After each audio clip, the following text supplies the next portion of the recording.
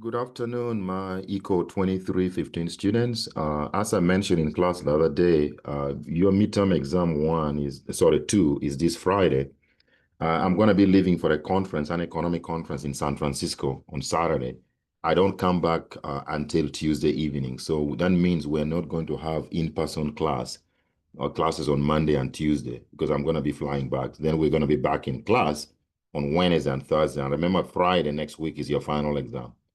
So we are not going to miss those classes, as you might think. So instead of coming to class, you should be watching this video. I mean, on for Monday and Tuesday. I'm going to record the material for chapters 11, 13, and maybe 14. When we only have about 4 chapters remaining. Some are very short, you know. So especially 13 is going to be relatively a long chapter. So make sure you watch all these videos and continue doing your assignments. I'm going to be assigning homework, the remaining homework and quizzes towards the weekend and early next week. Okay.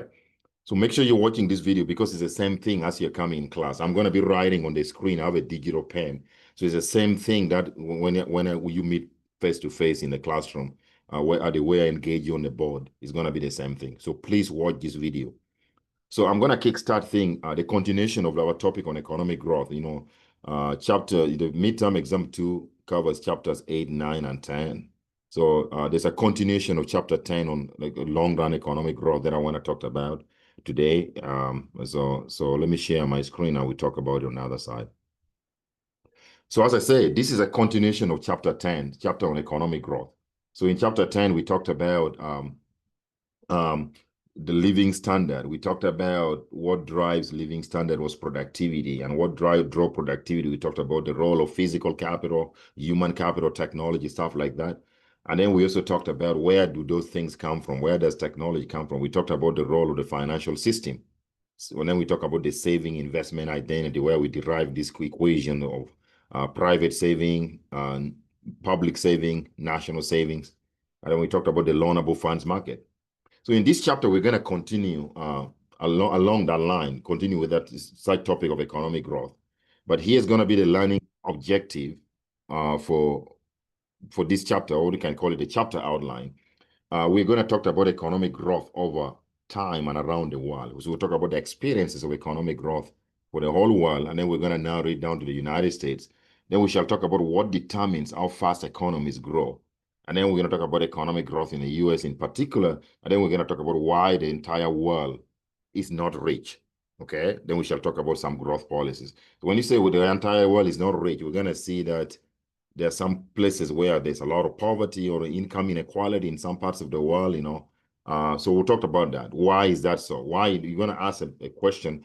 Why are we so rich here in the United States, and why are they so poor? Like say in places like maybe some South American countries are still not, or Latin American countries in general. You can go to Africa, maybe some East Asian countries, you know, are not very, very wealthy. Eastern European countries as well. So we'll talk about that. So technological change, we're going to talk about technological change, creative destruction, and rising living standard. So few firms had a rise and fall as spectacular as that of the Blockbuster. You know, the Blockbuster, you know, they do blockbuster movies. So if Blockbuster was founded in 1985, so Blockbuster Video used sophisticated software to track inventories of movies and the rental habits of customers. So in the early 2000s, Blockbuster had more than 4,000 stores in the United States, but competition from new services like Netflix led to only a single Blockbuster remaining in 2023. Can you believe that? Okay.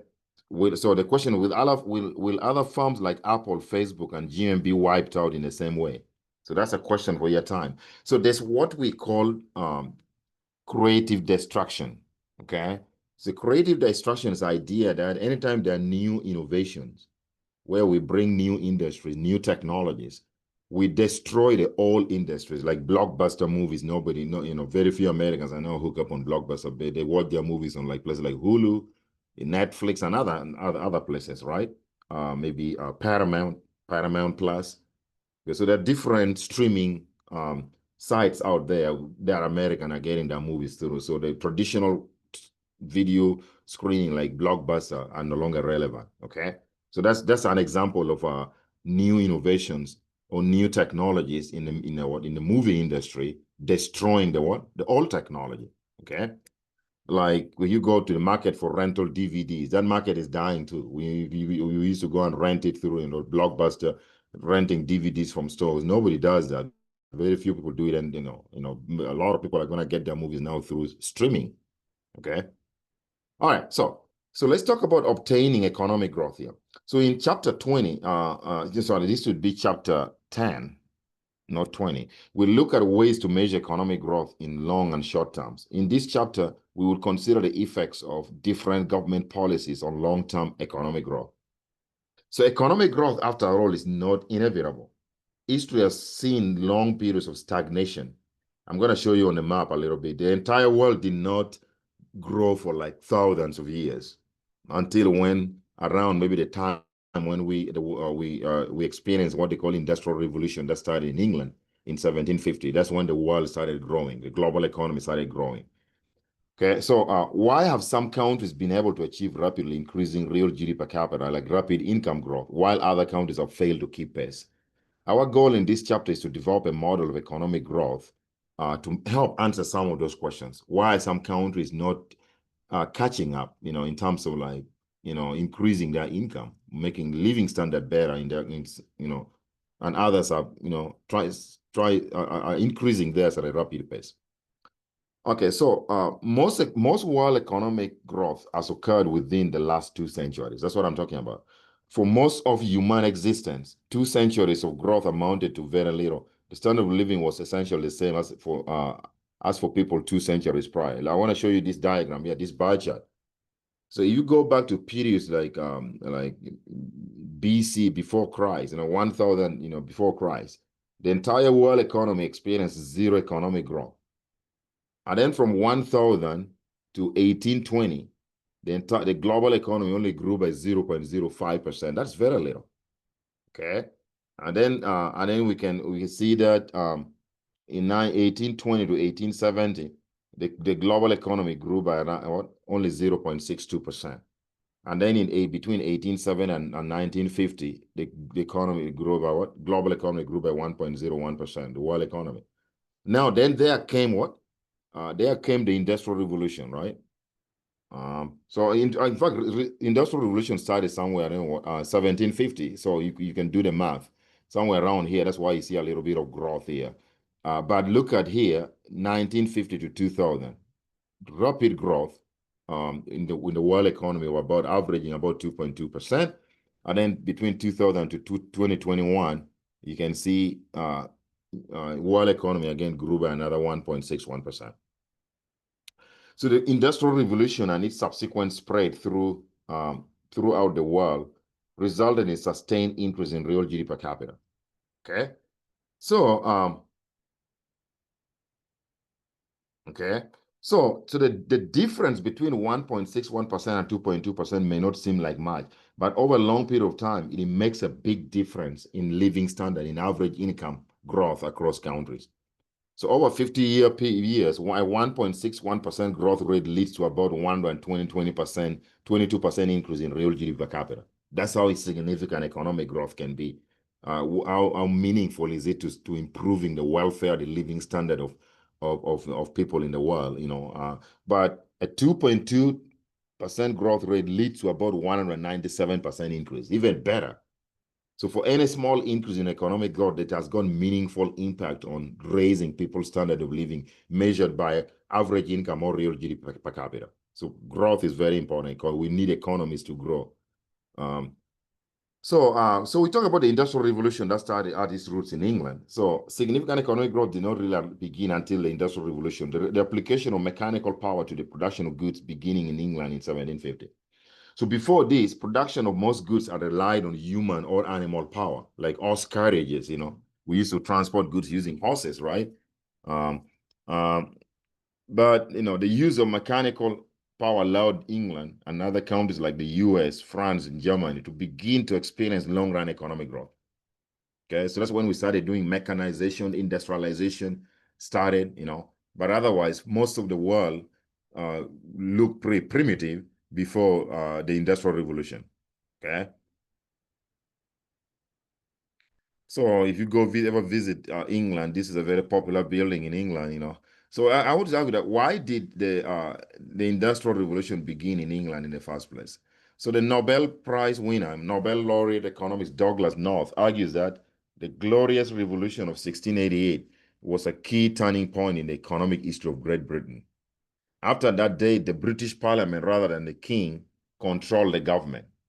The court system also became independent of the king. That started way back. But before that, you know, the king used to control everything in what? In England.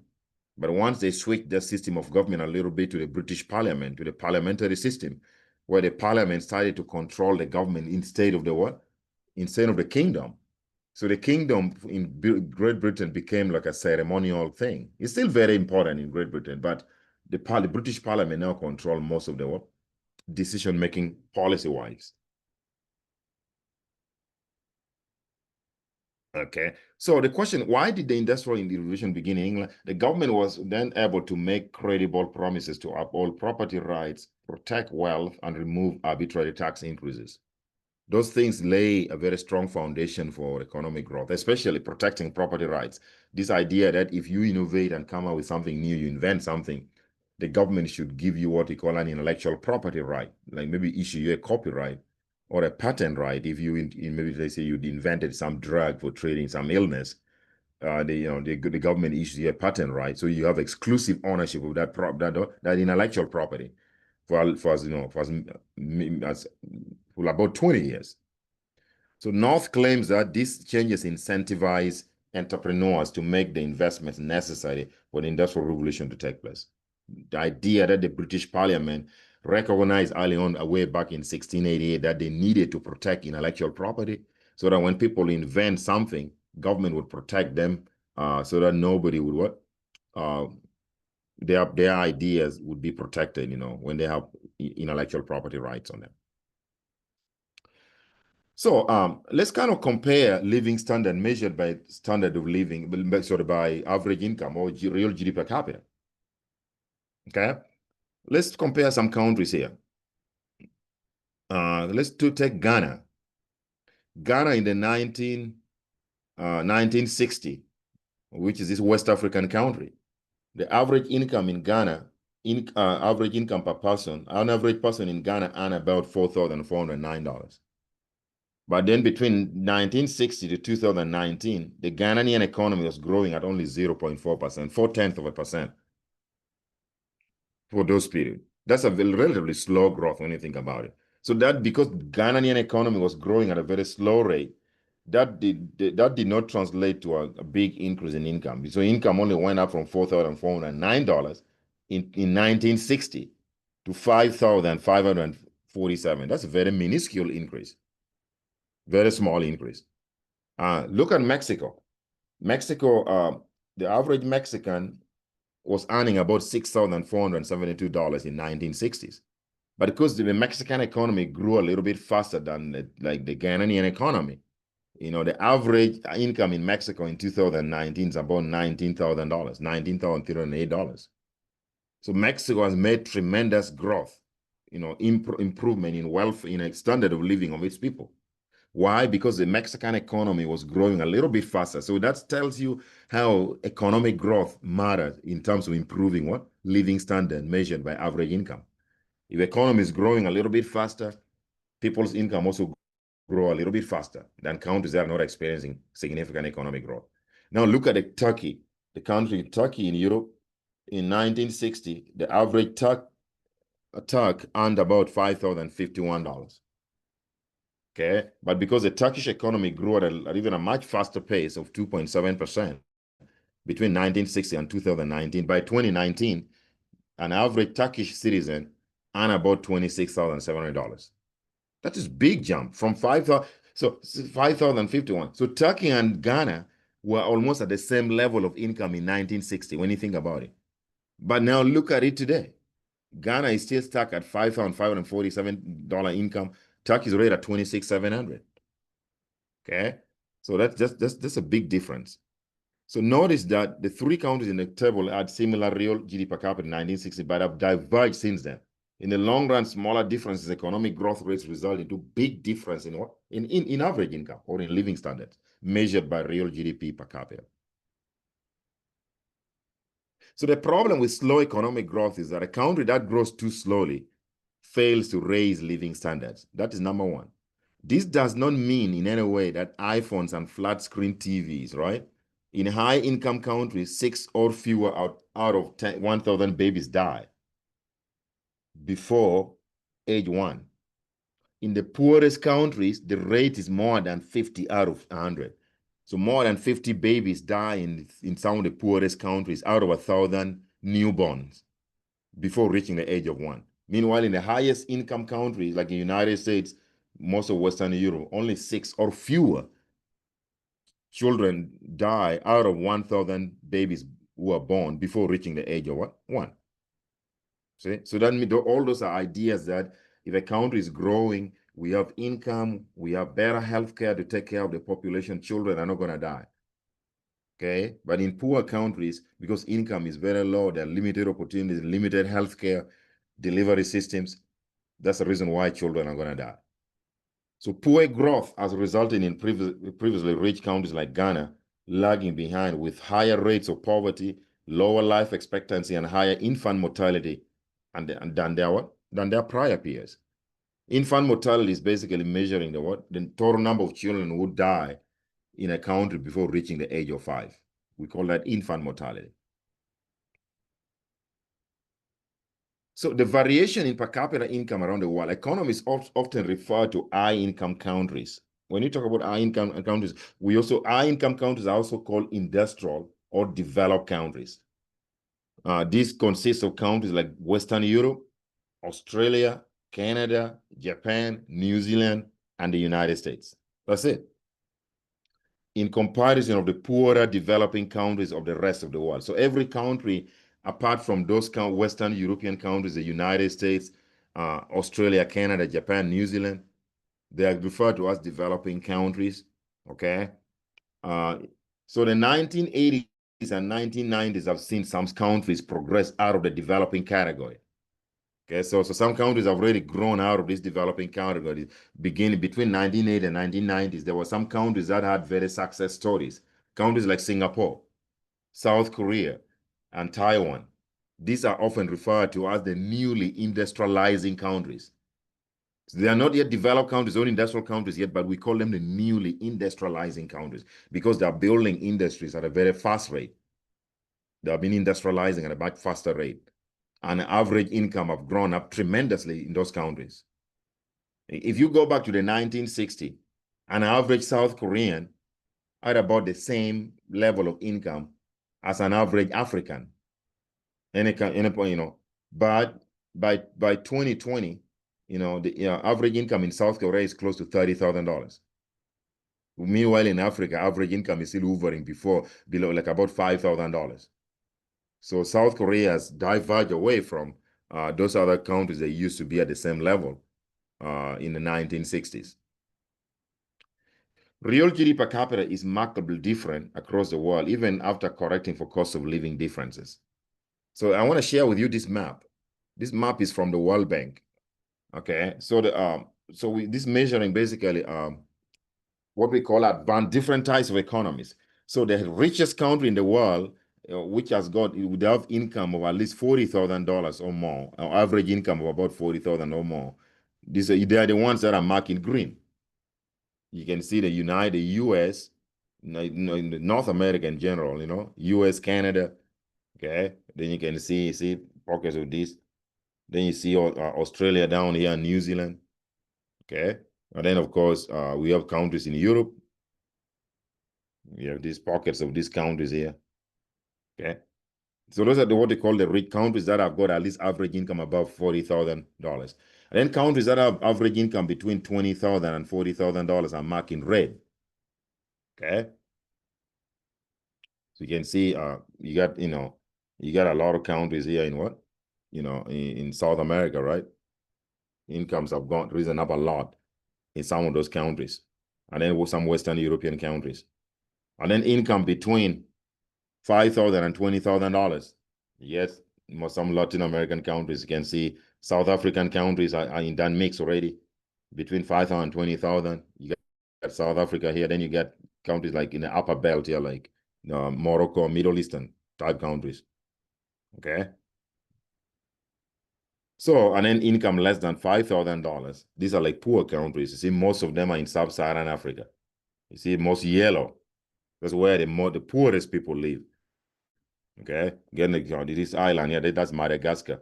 But of course, in this part of sub-Saharan Africa, all these are like, marked in yellow. Most of sub-Saharan Africa is poor. You can see it on the map. Okay. Then you can see a couple of countries here, pockets of countries here and there, So we'll talk about that. The question is income all that matters? So by concentrating on income differences between countries, our economy is missing something important. Okay, yes, we could be. While incomes have not been rising, for example, Sub-Saharan Africa economist Charles Kenny argues that those countries have made rapid advances in health, education, and civil and political liberties. This increase in living standards do not require significant increase in income. The key factors in raising living standard is low-income countries have been increase in technology and knowledge. However, there are limits to how much standards of living can improve while income stagnate. Okay, so that's kind of like a tee us off. So the question, what determines how fast economies grow? We talked about this already. Okay, because economic growth is the ability of a country to produce increasing amount of GDP, and that's what determines living standard. So what makes a country grow faster? In chapter 10, I don't know why this keeps saying chapter 20. We're no longer in chapter 20. This is chapter 10. In chapter 10, the key to this was labor productivity. So labor productivity basically is the amount of output that is produced per unit of labor or per hour of work. Okay. So what explains why some countries grow faster is because, and when they grow faster, they're going to have higher living standard, is labor productivity. If your workers are more productive, that means they can produce more output than others in other countries, then you're going to be better off. Your living standard or your country is going to grow faster. But the quantity, this labor productivity is going to depend on two main factors, which we talked about in chapter 10. It's going to depend on the quantity of capital available per hour of work. How much capital, you can measure this as capital per hour of work. You could call this L labor hours. So if you divide the total amount of capital divided by number of hours that we're working, this gives you how much we call this is what we're going to talk about, capital per hour of work.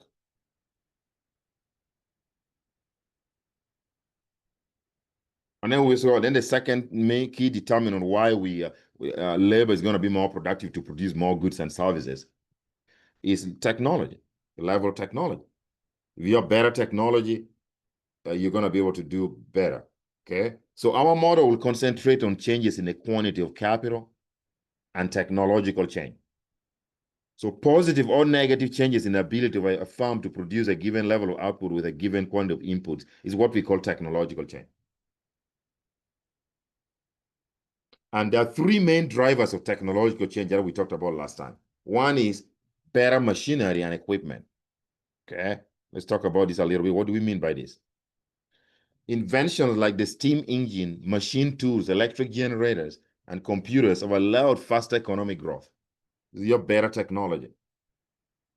Okay, better machinery and equipment. Like this is like saying, if you take let's say we're talking about tractors used on a farm.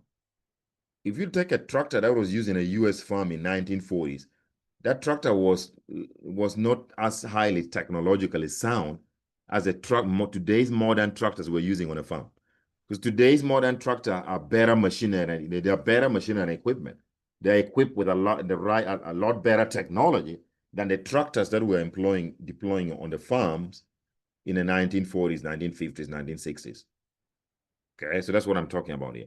And then increases in human capital. So human capital is accumulated knowledge and skills that workers acquire from education and training or from their life experiences. We talked about that. Okay. So human capital is going to improve even on technological change, because the more you train engineers, scientists, they are going to be carrying out what? Research, scientific research, engineering research. That's going to lead to more new technologies. So human capital is going to be one of the major contributors to technological change. Okay? And then there's what we call better means of organizing and managing production. So if managers can do a better job of organizing production, then labor productivity can increase. An increase of this is one of examples is a just-in-time system, which was first developed by Toyota. This involves assembling goods from parts that arrive at the factory exactly when they are needed. That's what we call the just-in-time system that Toyota first developed. Led to massive productivity at Toyota as a company. So way better means of organizing and managing production are going to make sure that technology improves. Okay. So I wanted to discuss something here.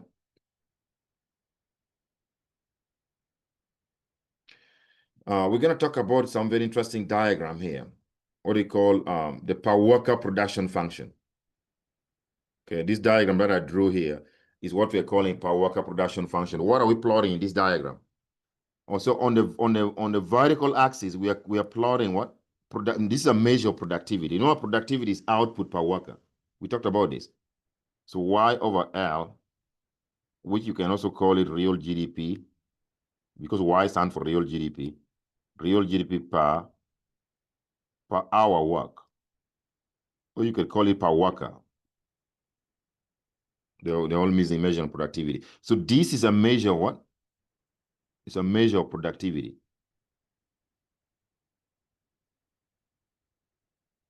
We're measuring how productive your workforce is. How many output can they produce in an hour of work? So we're measuring that. How many output can be produced in 1 hour of work? And then on the horizontal axis, we're measuring capital, because we say that productivity, so we can write the production function, the per worker, this is what we call a per worker production function. So Y over L is a function, when I say function, it depends on technology. Sorry, let's start with capital first. Capital per hour work.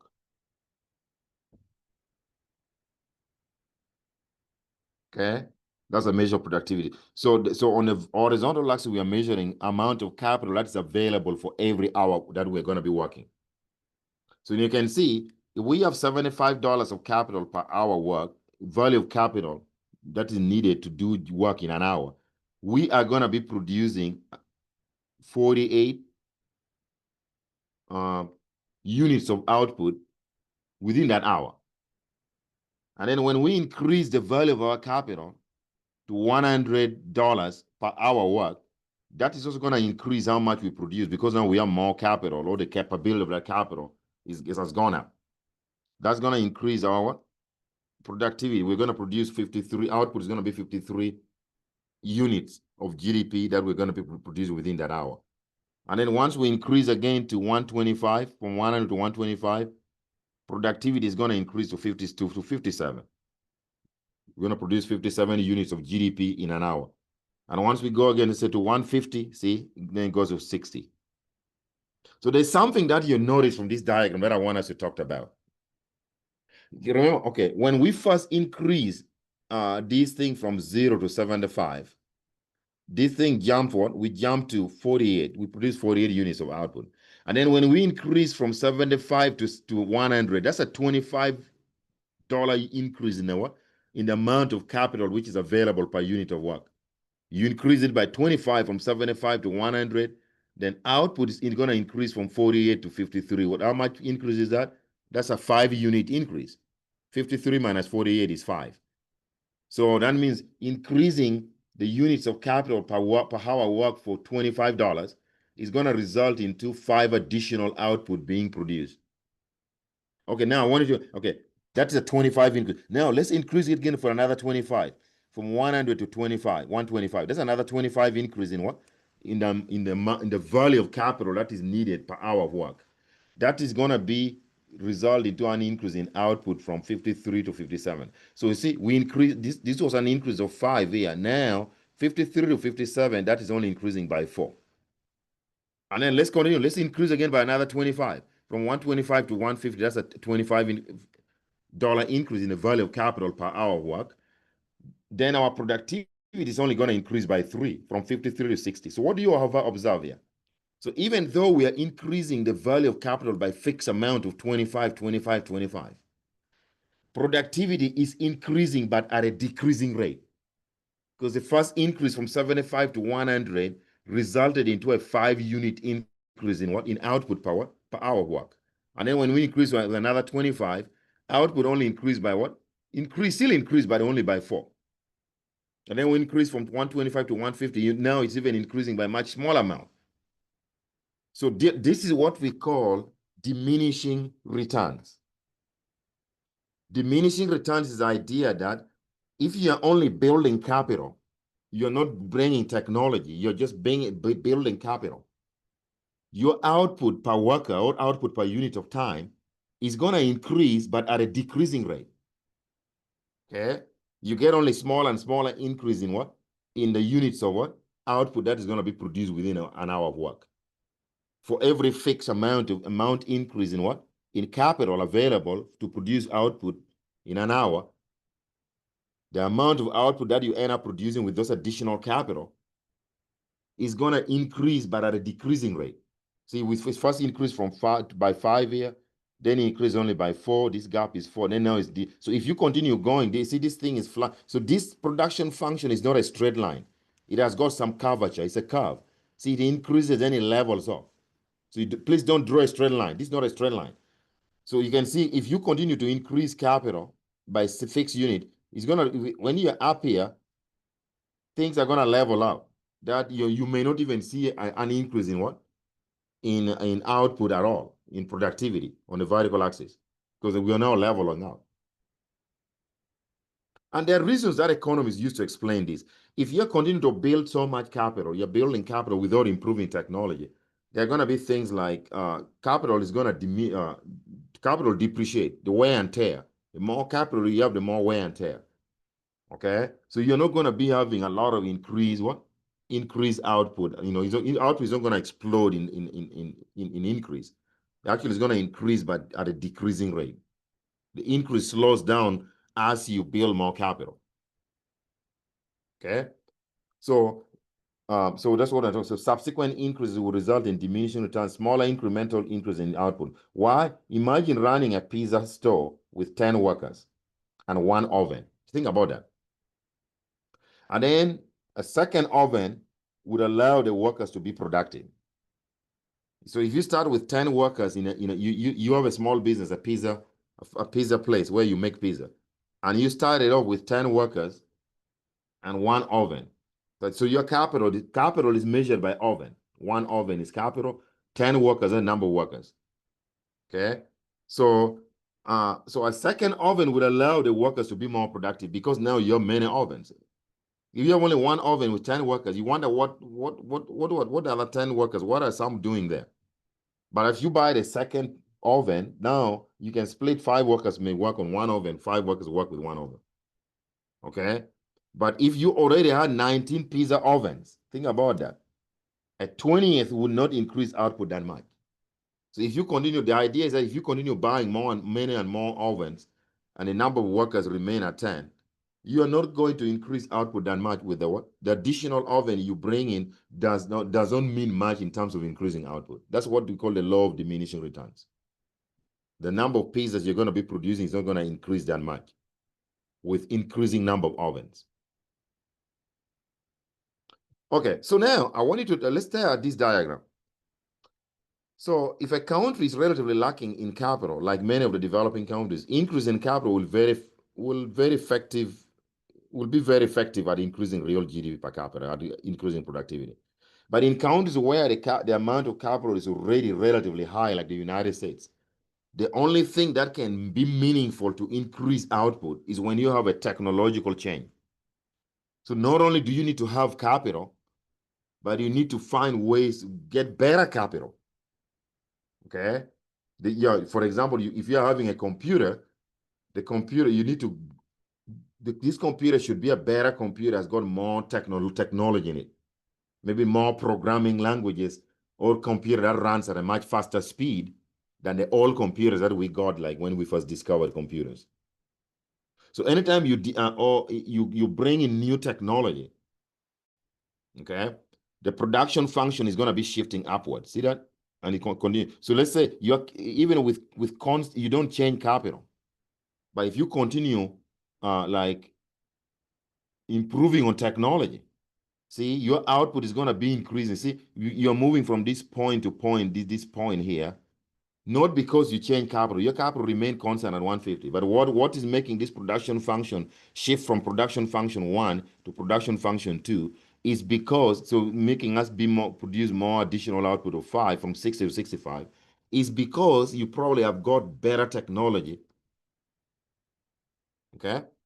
Or it could be improvement in human capital. You train more workers. Okay? So if you buy capital, like a sophisticated tractor and you put it on a farmland, if you don't train your workers properly to use that tractor, that is not going to increase production of corn very well. No, it's not. But if you train your workers properly how to use the tractor, which we call human capital, is the training that workers acquire sometimes on the job or through some training, formal training like through education, then your production function is going to. So the shift in the production function here upwards is due to technology. And we already explained that this technology is going to be explained by better human capital, can be explained by better equipment and machinery. And it can also be explained by what? New ways of organizing, new efficient ways of organizing what? Production. Like we discussed those already in the previous slides. We said, better, the main source of technological change include better machinery and equipment, increases in human capital, and better means of organizing and managing production. Those are the three things which explain technological change, which will shift the production function upwards.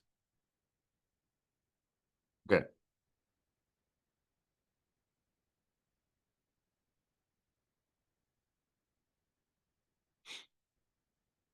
So I want to draw some graph here and tell you the difference. I forgot to put, I needed to put that on a slide, but I'm going to draw it anyway. So do you understand what I'm talking, the point I'm trying to drive at here? I want you to understand it very well.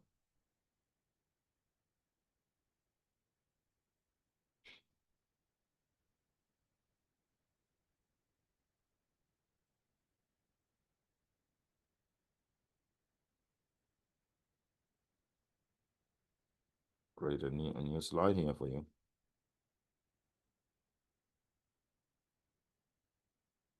Okay. So let's say, for example, if this is our graph,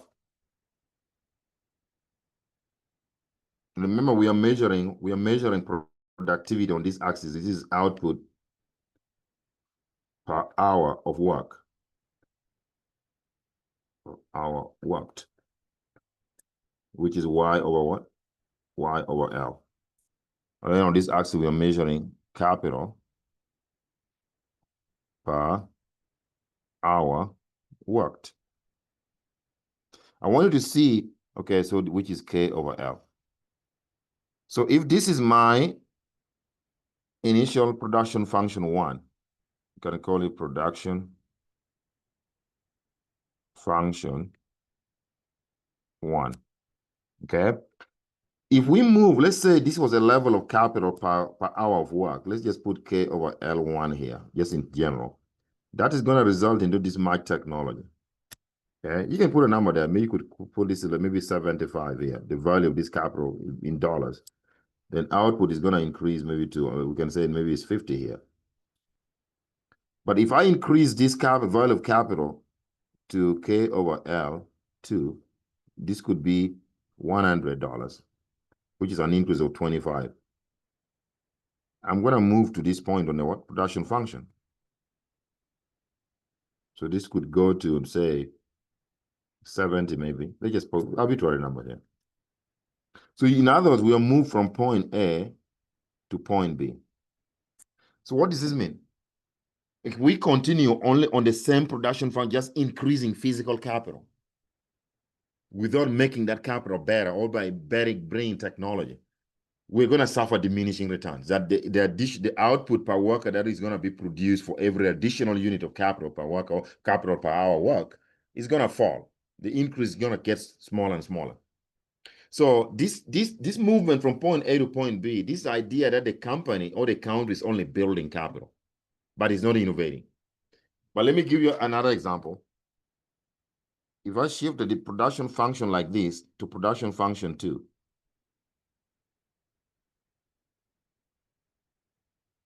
so we know that the shift of the production function is due to technology, and technology can be explained by 3 things, better equipment and machinery, human capital development, and of course, better ways of organizing production. So if we move from point A to, okay, I'm going to say movement from point A to point C. Okay? So if you move from point A to point B on this graph, this point to this point, this means output is only increasing. Output, let me put a number here. Let's say this is 92. I'm going to say this is due to only change in capital. Yes, because we're only increasing capital from this point to this point, so we move from point A to point B. But when we move from point A to point C, that is due to a change in both capital and technology. Because technology shifts the production. So that means there's a company that is building more capital at the same time training its workers, because training workers, human capital, means better technology. Human capital development leads to better technology. Or maybe the company is actually building better equipment or finding better ways of organizing production. Then you're going to move from point A to point C. Not only are you increasing your capital stock, but you're also improving on technology. Then you're going to go like from point A to point C. But if you're only accumulating capital, you're going to move from point A to point B. That's what is true. If you're only building technology, meaning that without changing your capital units, you could move from point B to point C. Point B to point C means you are only building technology, and then this additional output is as a result of technology. But if you move from point A to point C, that means your jumping output is going to increase from 50 to 92. You can account for what contributed to this jump in productivity. So from here to here would be due to capital buildup. And then from here to here, which means the production function jumped up, that is due to technology. So your output can even get larger and larger if you build technology and build capital at the same time. But if you're only building capital, your output is going to increase by a diminishing rate. So if we think about this and relate it to economic systems, if you ask me, if you compare the US market-based economy like capitalism and the former Soviet Union, which is what we call the command and control economy, socialism or communism, where government control most of the stuff, like in the former USSR, former Russia, compare that with the United States. We know that government doesn't have the incentive to innovate. So if you let the economy only be controlled by government, that means that less innovation is going to take place.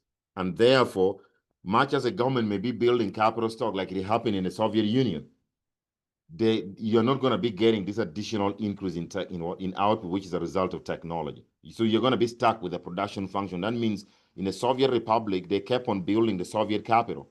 So that resulted into a movement from point A to point B, maybe to another point on the same production function.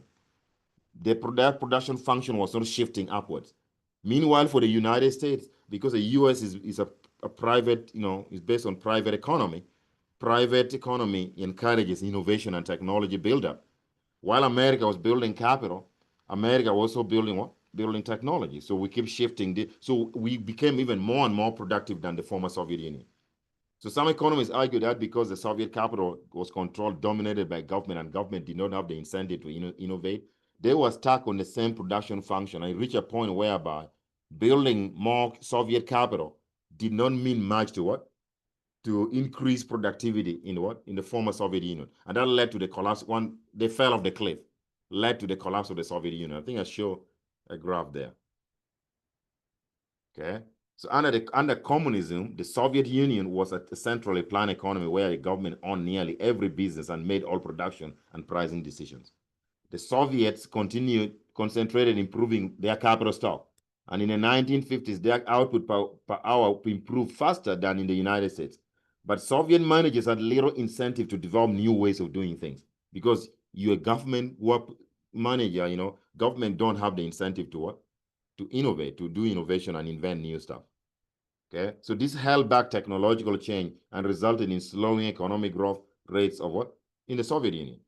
So they fell off the cliff. Okay. So that's what happened during the Soviet Union. You don't want to tell them, but they don't like that. So now, so the model that we have which we have explained so far is called. So basically, what we just explained is that productivity, which is measured by output per hour work, can be or per labor hour work, is a function of two main things. It's a function of capital per worker or capital per unit of time, capital per hour work, and technology. That's what we just said. So this basically means output per unit of time or output per hour work is a function, meaning that it depends on capital per hour work and technology. And this technology is due to three things, which we talked about already. What brings this technology out? Human capital. More human capital development. We get more people trained, more scientists, more doctors, more engineers. That's going to result into greater innovation and more new technologies. Or it can be due to better what? Better machines and equipment. It could also be due to better ways of organizing production, like the just-in-time, whatever that we talked about by Toyota, where parts would arrive in time for making production decisions. Okay, so that's what so this type of economic growth model where we're just saying that. Okay, so now what happened was that this model was developed by some economist called Robert Solow. So it's called the Solow growth model. Some economists also call it the neoclassical growth model. Means the same thing. Neoclassical growth model. This model treated technologies as an exogenous process. It did not explain so much where technology comes from. Okay? They treat technology as an exogenous process. But now, let's talk about the new growth theory. So the model of economic growth we have developed was first developed by Nobel Prize winning economist Robert Solow. That's why it became in the 1950s called the what? The Solow growth model. Or sometimes it's called neoclassical growth model, because Solow was a neoclassical economist. So, but Solow did not explain very well explain technological change. Instead, he considered technological change to be the result of chance scientific discoveries. That is this by chance we get technology. So Paul Romer at Stanford University then developed the new growth theory, which is a model. He developed this in the 1990s. A model of long-run economic growth that emphasizes that technological change is influenced by economic incentives and so is determined by the working of the market system. So Romer took this model, solar model, further and tried to explain that technological change is not chance discovery, it's chance scientific discovery. Is indeed is influenced by economic incentives and is determined by the working of the market system. So let's talk a little bit about that new growth theory by Paul Romer. So Paul Romer argues that there's what we call accumulation of what we call knowledge capital. So what is knowledge capital? So knowledge capital is basically ideas of doing things. It's called knowledge. Okay. So that if I write a complicated computer code, which could unlock a lot of things out there, maybe in artificial intelligence, can develop some very good AI model. I write a very good computer code, then I locked it in my drawer in my office. Nobody's going to have access to it. Then nobody will know how to use it. But if I write that computer code and I make it available so that you can learn it and you can implement it and develop an AI model, that is what we call knowledge capital. Okay? So he argues that knowledge capital is as important as physical capital, like the machines that you guys use at work. But knowledge capital is just as important as just what? If you have the machine and you don't have the knowledge, the better knowledge of working with those machines, then those machines are meaningless. So he argues that increases in knowledge capital result from research and development and other technological advances. What brings knowledge capital? Research and development. We are researching all the time. That's why we're coming up with new AI models, coming up with all new things, ways of doing things. So there's something which we call when we say something is rivalrous, and excludable, that is physical capital. When we say it's rival and excludable means that if I own some capital stock, if I have a tractor on my farm, I can use it, you cannot use it because it's my capital. So I can exclude everybody else from using the same what? The same capital because it's mine. That's a private good. Because we are so selfish, if it's my capital, I will not allow any other farmer to use it. It's only my capital on my farm. That is going to result into diminishing returns at the economy-wide level. But that is not the case with knowledge capital. Knowledge capital is non-rivalrous and non-excludable. That my knowledge of having knowledge of something, idea, does not preclude you from having the same idea, as long as that idea is available out there. That's knowledge capital. So knowledge capital is not restricted to one person. That if I have this idea, is mine now, you cannot use it. As long as you learn how to use it, know the idea, anybody can use it. So that's a public good. A public good means a good that can be used by anybody. Like it's kind of like a highway. We all drive on a same highway without nobody's gonna exclude you from driving from a highway. Highway is a non-excludable public good. You're driving on the highway on I-35 does not prevent me from driving on the same highway. But your ownership of a private capital, like tractor on a farm, precludes me from using that capital because it's yours. That's a distinction. So this is going to have diminishing returns. This one is going to have what they call increasing returns. Because not at the farm level, but at the economy-wide level. It's going to have tremendous benefit to the economy. So anytime we develop new ideas that are coming through research and development, we come up with knowledge capital. That knowledge capital can spread all over the entire economy. As long as anybody can learn how to use it, that benefits the entire economy. So government's role in knowledge capital generation. So public goods such as the creation of knowledge capital result into what we call free riding. Free riding means you'll be benefiting from a good and service you do not pay for. Okay, like that's what's something with knowledge capital. So if I develop something new and it becomes available to everybody, so everybody will be using my idea without paying for it. That's what they call free riding. You're free riding on something without paying for it. You're using it without necessarily paying for it.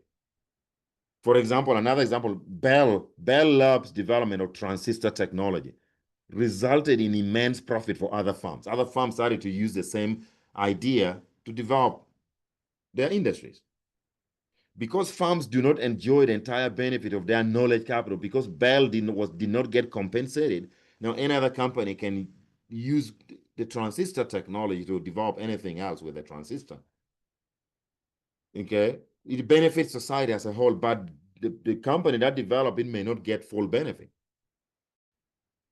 So because of that, the public good nature of knowledge capital, it leads to the role of government policy. That's the reason why government, to make that innovation going to make Bell Labs not slow down on its innovation, government is going to issue what we call protect intellectual property with patent rights and copyrights. So if Bell discovered something new, government issues it what? A copyright or patent rights. Patent rights is something right that the government will issue you, which will prevent someone from using your idea. In medicine, if you develop a medicine, a drug for treating some disease, your company, the pharmaceutical company that developed that drug, has got exclusive rights to produce that drug on its own for 20 years. The government is going to protect that intellectual property, making sure it is only you, that drug company, that will produce that drug, not nobody else. If anybody else is found duplicating what that company has developed, they go, there's a lawsuit that's going to be involved. Then one other thing that the government will do to make sure that companies like Bell Labs continue to innovate is by subsidizing research and development. That's why the government gives a lot of research funds to places like the NIH, National Institute of Health, National Science Foundation. The government subsidizes education by what? Giving a lot of grants to universities. Like Texas State, we get a lot of grant money from government. That's one way of the government encouraging innovation and technology or knowledge capital. So protection of property rights can come through, I talk about patents. Patents are exclusive legal right to produce a product for a period of 20 years from the date of patent application is filed with the government. This period of time is designed to balance the chance for a firm to benefit from its invention against the need of society to benefit from it. That's right. Then copyrights have the same thing, act similarly for creative works like books and films, granting the exclusive right to use the creation during and 70 years after the creator's lifetime. That's right.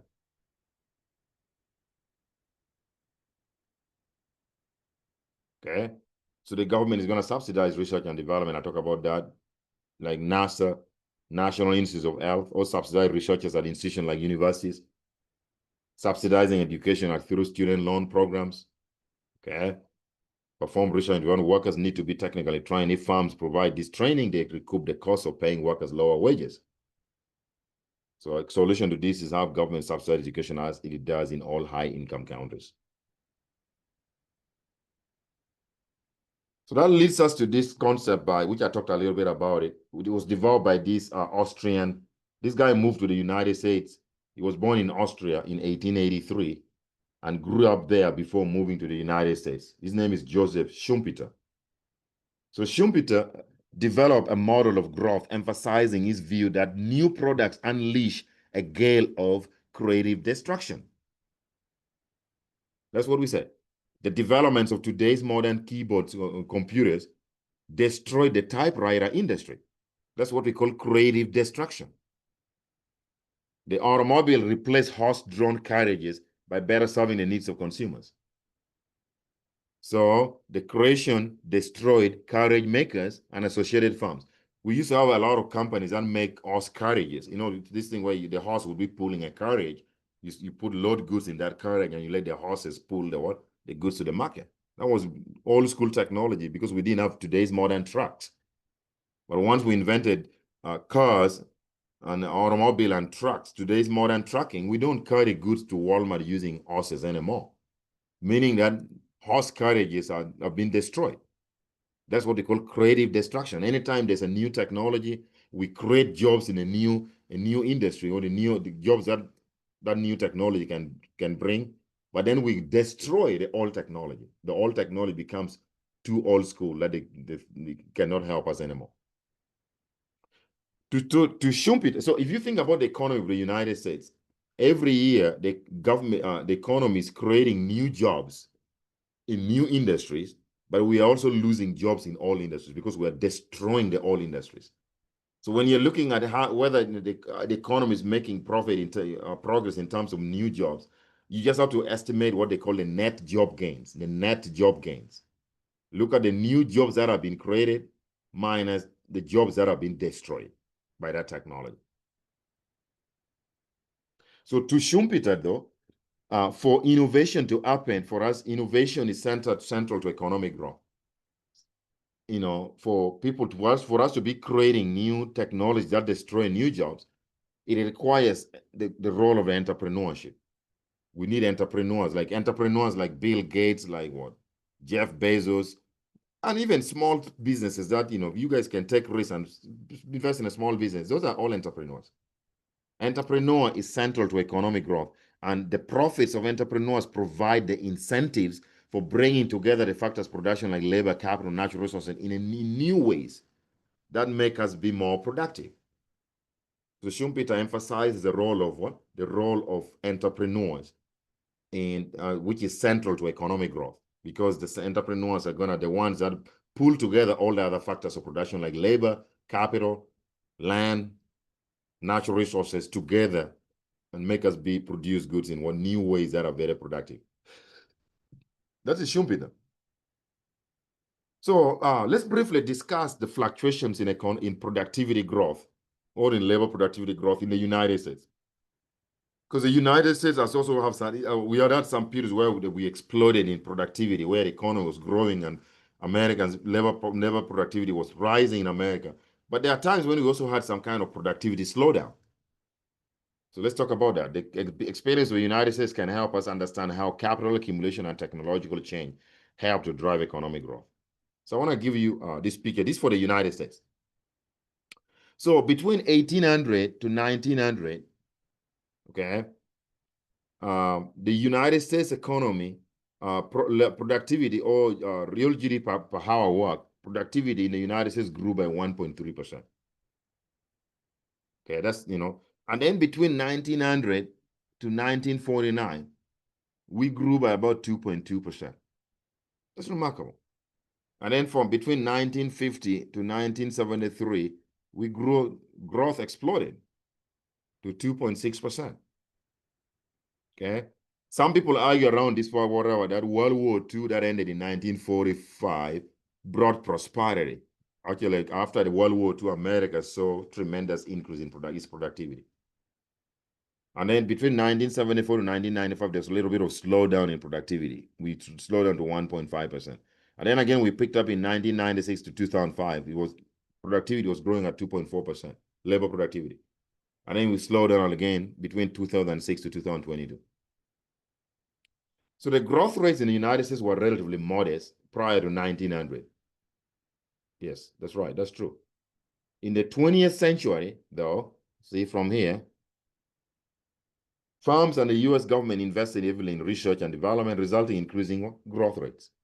Growth rates remained until the mid-1970s, okay, when they fell unexpectedly before picking up again in the mid-1990s.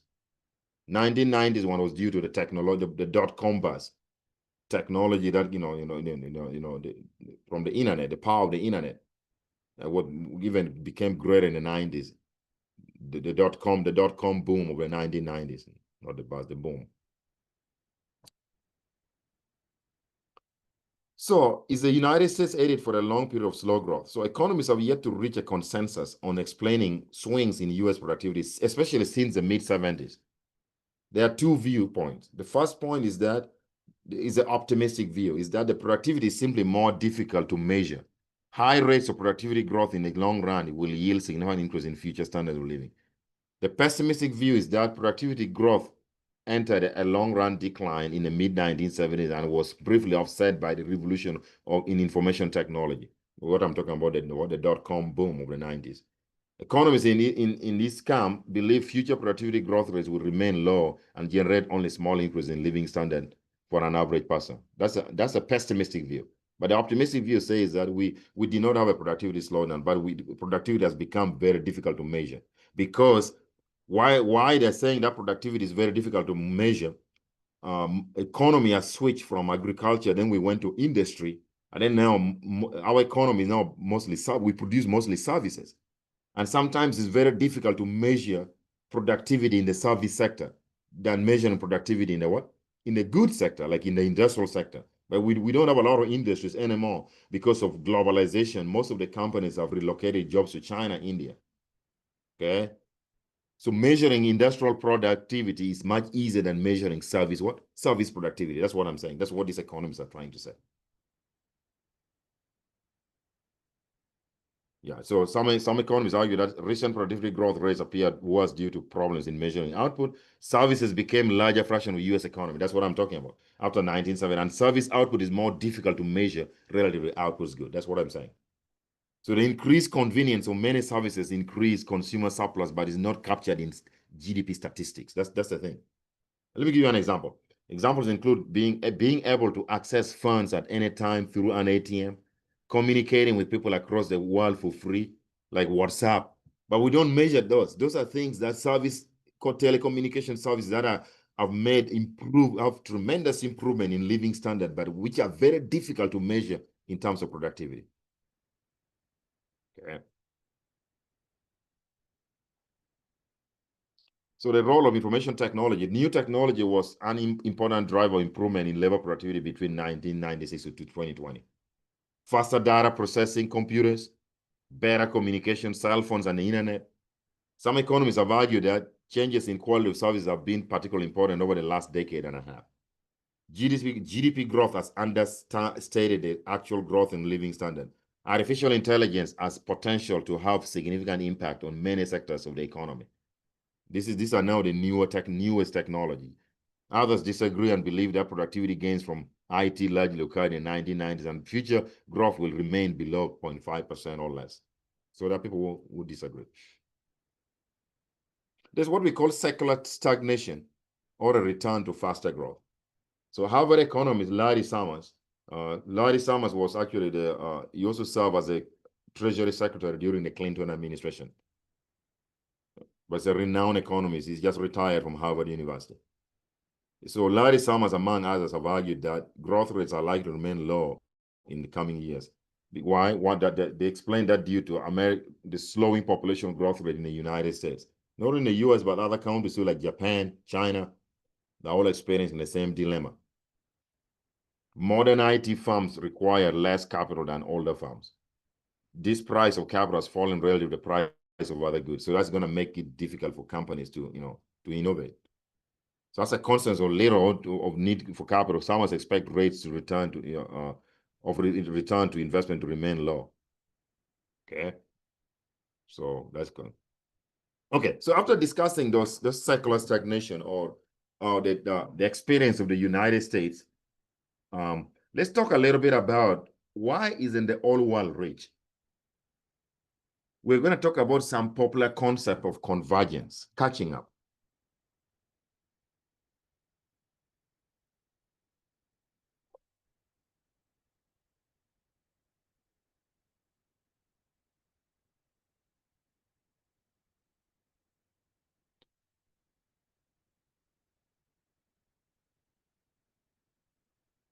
So there's a concept in economic growth which we're going to be calling, we can call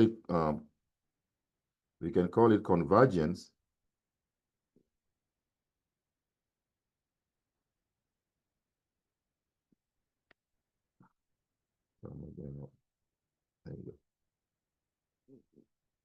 So we can call this convergence.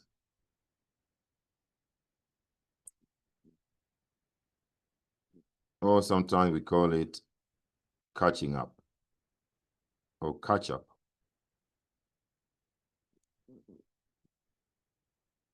So the concept of convergence is that countries with low income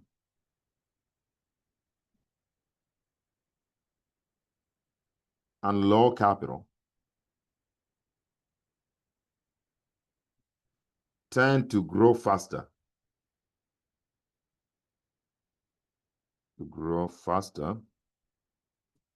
Than advanced economies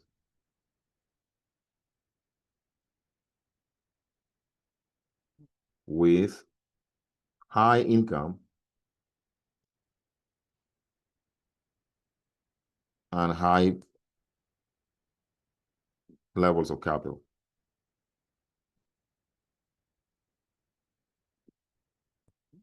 That's what's called. So the idea is that if you pick two countries, like the United States and India, because the United States has been accumulating capital, we already have so much capital stock. Okay. And our income is already very high. The United States does not grow at a very high rate. In fact, when you look at the growth rate in a developed, not only the United States, in a developed advanced economies like the United States, Canada, New Zealand, Australia, Western European countries, okay, Japan, those countries that you're not going to find Japan or the United States growing at 10, 15%. That doesn't happen. So advanced economies do, and I'm going to explain to you why shortly. But countries like Ethiopia or India, they are growing at a rate of 10, China, 10, 15, 20, sometimes like 8, 9%. So low income countries, you can quote the way I normally explain this convergence concept is like a 17-year-old kid running a 100-meter race with a 90-year-old. Okay? So 90-year-old will represent all countries, advanced economies like the United States. We already old. We have grown over a long period of time, we've accumulated a lot of capital. So if you let a 90-year-old start running a 100-meter race, you're 17. Come on, your legs are still fresh.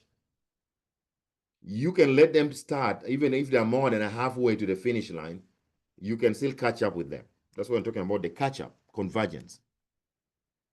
So the idea is economists are predicting that if indeed poorer countries tend to grow faster in terms of average income, their income is growing at a much faster rate than the average incomes of advanced economies like the United States. If that continues in the foreseeable future, then poorer countries are going to catch up with the wealthy countries. So income levels are going to converge to some high level. That's a concept of convergence. Okay. So let's talk about here. So first of all, why isn't the whole world rich? We're going to explain. So economic growth, explain economic catch-up and discuss why many poor countries have not. Okay. The economic growth model predicts that poor countries will grow faster than rich countries. That's what I said. That's a concept of convergence. This is because of the effect of additional capital is greater for countries with smaller capital stocks than for the United States. So let me explain why we are saying that poorer countries or countries are with low level of capital tend to grow faster than countries that already have a lot of capital like the United States. I wanted to compare two farmers. Just pick two farmers. A farmer in Ethiopia, in Africa, or a farmer in what? Pick some country in maybe in Brazil, because Brazil is still a smaller developing country. Its catch is growing too faster. So let's say a farmer in Brazil only has 0 tractor on his farm. They're only using some primitive ways of what? Of tilling that piece of land and planting corn. But an American farmer already has 200 tractors on their farm. 200 tractors when you go to some large farms in America. So now the idea is, if we give that Brazilian farmer who does not have a tractor to begin with, we give them a brand new tractor today. And then we also give the United States farmer who already has 200 tractors on their farm. Which tractor do you think is going to improve welfare better? The one in Brazil is going to improve productivity at a much higher level. But the one, because if you give American farmer an additional tractor, when they already have 200 tractors sitting on the farmland, you wonder what that additional tractor is going to do. So the increase in productivity for an American farmer who has already a lot of capital on their farm, they're going to increase at a much lower rate than an Ethiopian or a Brazilian farmer that at very small capital, but you give them that tractor, that's going to increase a lot of productivity. And that's the reason why countries with low level of capital tend to grow faster in terms of average income growth, like real GDP per capita or productivity growth, than countries that are advanced like the United States. That's why I catch. But the question is that true in reality, that the whole world? So here's, before we talk about this, is what we call the convergence line or the catch-up line. So if I put, so it has to be a negative relationship. So the idea is that this is a GDP growth in real GDP per capita, on growth in average income. On this axis, we are plotting initial levels of what? Initial level of real GDP per capita. So meaning that what? If you are very poor, it means your initial level of real GDP per capita, you're starting with very low level of income. That means you're poor, like a farmer in Ethiopia or Brazil. They're real, or people in Brazil. So those countries are going to grow. If you draw this to the convergence line, they're going to experience very high growth. You're going to read the growth rate here. But if you start with very high level of capital, like around here, your growth is going to be low, down here. Okay, so this is what they call a catch-up line. The prediction that the level of GDP per capita or income per capita in poor countries will grow faster than in rich countries. That's what we call the catch-up or convergence. And it's illustrated in this graph. Countries at a low level of income, meaning that they have low capital stock, low income, tend to grow faster. While countries that are, we start with very high level of initial capital, initial level of real GDP per capita, meaning that, these already advanced economies like the United States, they tend to grow at a much lower rate. So if they're growing at a lower rate, then you would expect that sometimes in the future, because these countries are growing at a much faster rate, they're going to catch up in the future with levels. Their levels of income are going to be similar to the United States. Maybe in 50 years or 100 years, who knows? Okay. But the question is the whole world catching up? Is the whole world catching up? If this is true, that poor countries tend to grow faster than rich countries, do we see that evidence across the board? The answer is no. Okay. And I'm going to explain why. Okay. If you look at here, so the only thing that we have is what we can only argue that there's some kind of what we call conditional what? Conditional convergence or conditional catch-up, conditional convergence. Conditional convergence is the idea that if you pick a country which is at a relatively low level of income and compare that with the United States and other high-income countries, if you give this country which is at a low level of income the same sets of conditions, okay, like give them some similar technology, similar infrastructure, let them not fight any civil conflict, let them be not corrupt, be like the way advanced economies are, then you should expect this country at a low income level to grow, to catch up. That's what we call conditional convergence, is that if you give the same sets of conditions that an advanced economy with high income level have, and give those same sets of conditions to a developing country with low income, then the developing country or the low income country is going to grow faster to catch up with their the advanced country counterparts. But if you don't give the poor country or the low income country the same sets of conditions, like we see a lot of countries in Africa, why are some of them not catching up, not growing to catch up with advanced economies? There are things that are there that make them not grow. Okay, I'll give you one example. Could be things like what? Corruption, unstable government, civil conflict, no technology at all, or limited technology.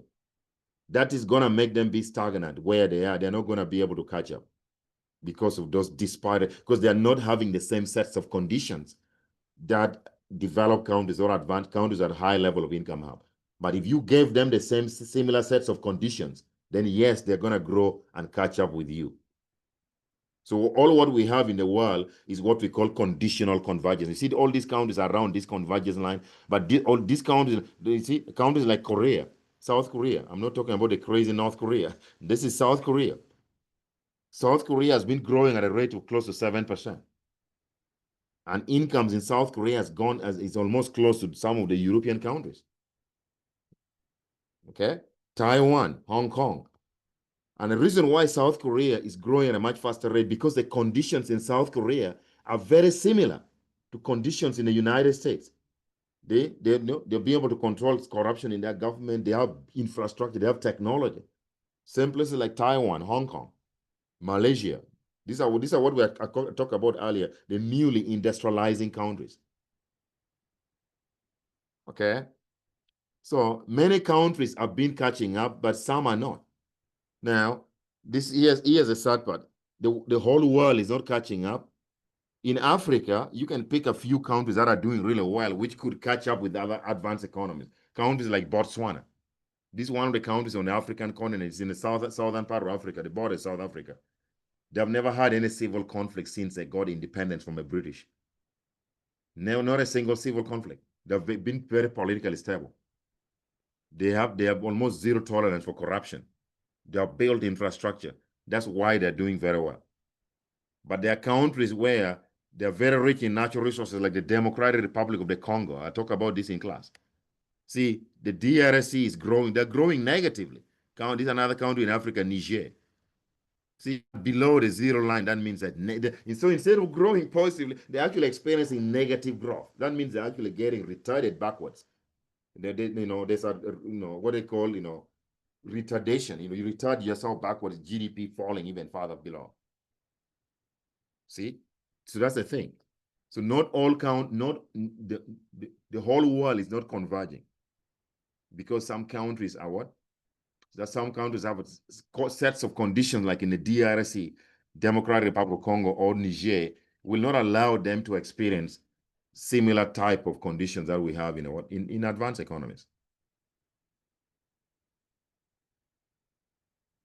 So what about other high-income countries have stopped catching up to the United States? Have they? Okay, so the blue bars. So okay, so let's look at in the 1990. Okay, the United Kingdom, and then 2022. The United Kingdom, actually, the income in the United Kingdom has gone down too, among some advanced economies. Actually, most countries in Europe. See?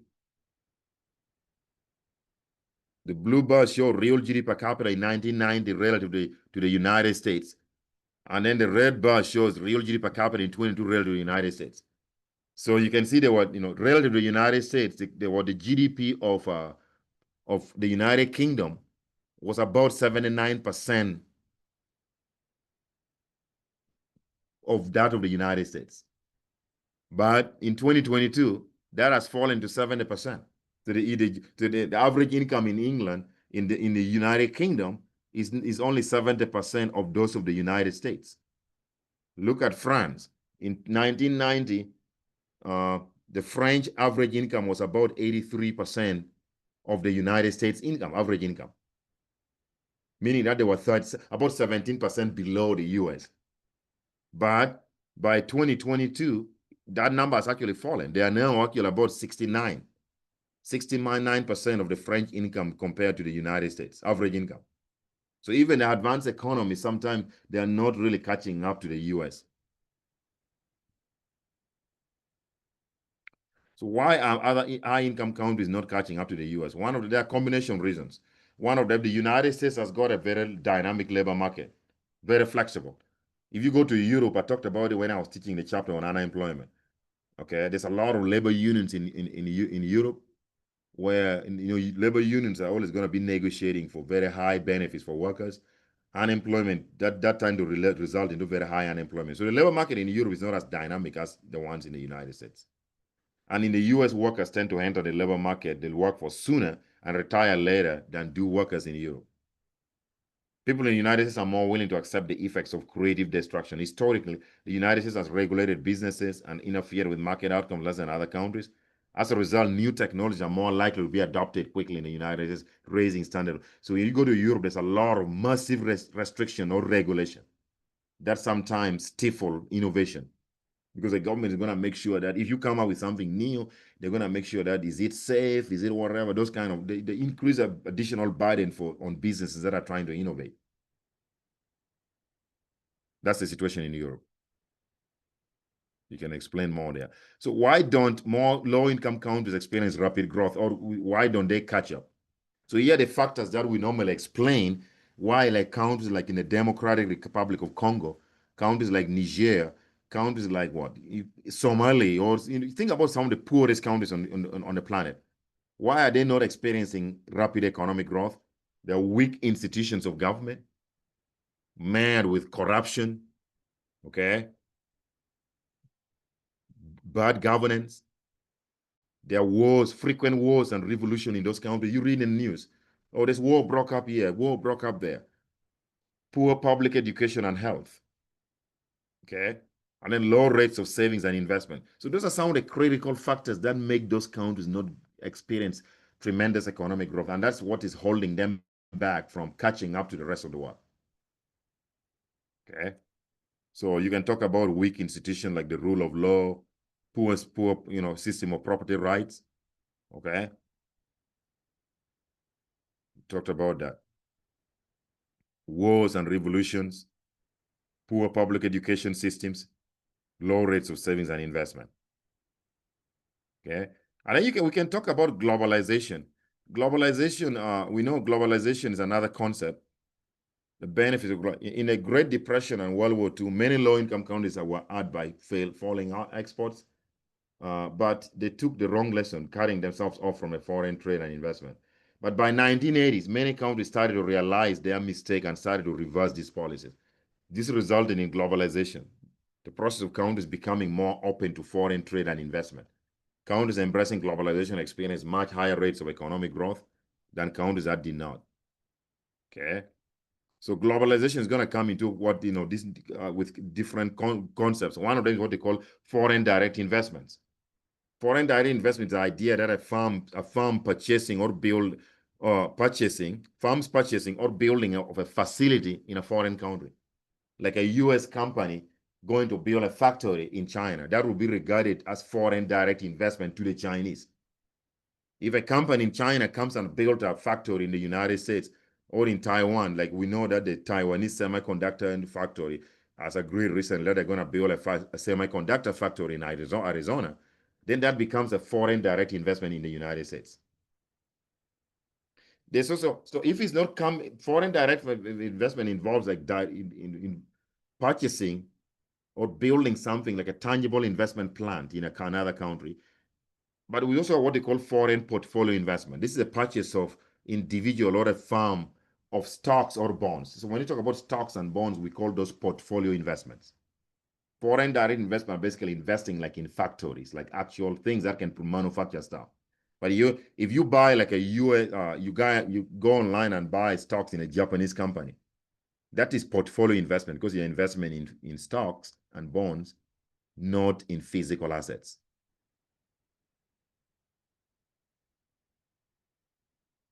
So government policies that can foster economy. If let's say you ever become a diplomat who's supposed to advise countries in a global south how they should develop, in countries like most poor countries in the global south, these are things that you're going to be emphasizing to those governments. They should be enhancing property rights and the rule of law. Okay.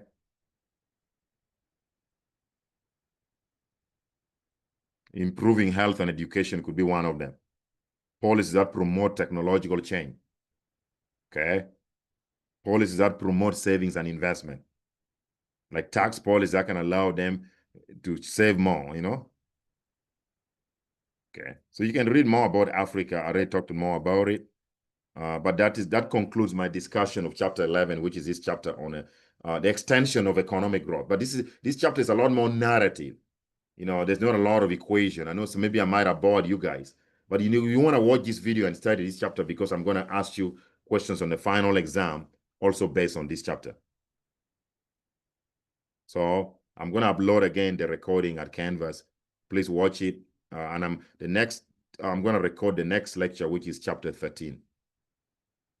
Thank you very much. Next time. Bye.